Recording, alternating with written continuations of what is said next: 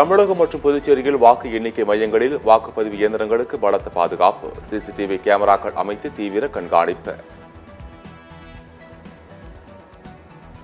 போதைப்பொருள் கடத்தலில் கைது செய்யப்பட்டுள்ள ஜாஃபர் சாதிக் வழக்கில் புதிய திருப்பம். என்சிபி அதிகாரி ஞானேஸ்வர் சிங்கிற்கு எதிரான புகார்களை விசாரிக்க மத்திய போதைப்பொருள் தடுப்பு பிரிவு உத்தரவு. வட தமிழ்நாட்டின் உள் மாவட்டங்களில் 3 முதல் 5 டிகிரி வரை இயல்பை விட வெப்பம் அதிகரிக்க வாய்ப்பு, சென்னை வானிலை ஆய்வு மையம் எச்சரிக்கை. வாக்கு எண்ணும் மையத்தை விழிப்புடன் கண்காணியுங்கள், அதிமுகவினருக்கு அக்கட்சியின் பொதுச் செயலாளர் வலியுறுத்தல். பெங்களூருவில் பிரதமர் மோடியின் வருகைக்கு எதிர்ப்பு தெரிவித்து காங்கிரஸ் கட்சியினர் போராட்டம், கைது செய்து போலீசார் நடவடிக்கை.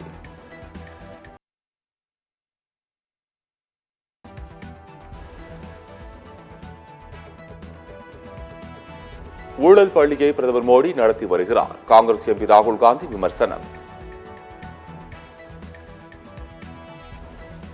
ஆந்திர முதலமைச்சர் ஜெகன்மோகன் ரெட்டி திறந்தவெளி வாகனத்தில் சென்று வாக்கு சேகரிப்பு, ஏராளமானோர் திரண்டு உற்சாக வரவேற்பு.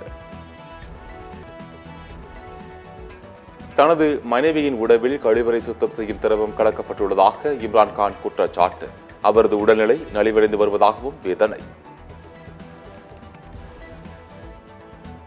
நாசாவுடன் இணைந்து 23 செயற்கைக்கோள்களை அனுப்பியது ஸ்பேஸ் எக்ஸ் நிறுவனம், அதிவேக இணைய சேவைகளுக்காக அனுப்பப்பட்டு இருப்பதாக ஸ்பேஸ் எக்ஸ் நிறுவனம் அறிவிப்பு.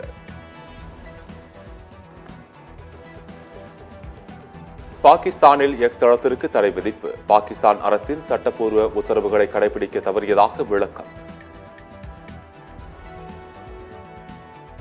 சிஎஸ்கே வீரர் தோனி பேட்டிங் செய்ய வந்தபோது ஸ்மார்ட் வாட்சில் பதிவான எச்சரிக்கையை இன்ஸ்டாகிராமில் பகிர்ந்த குண்டன் டிகாக் மனைவி.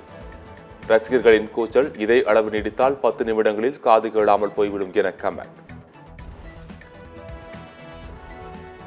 மும்ராவின் வேகப்பந்து வீச்சு குறித்து பிஹெச்டி வகுப்பெடுப்பேன், முன்னாள் மேற்கிந்திய தீவுகள் அணி வீரரும் வர்ணையாளருமான என் பிஷப் பாராட்டு.